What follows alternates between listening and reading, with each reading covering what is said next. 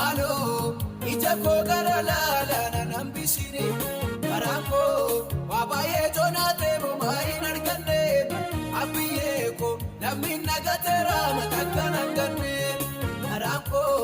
wabaye jonate mo mai narkande Jesus ko namin nagatera matakkanangane Kari isab naftakante sana jani nargui Amma ko Akka hiriyaa koo bartokkoraan darbuun iji koo akka gaara laalteet karaa eegaafti narraa buutuun maqaan koo ishee narraa jedhan kan birreetti iji koo akka gaara laalteet karaa eegaafti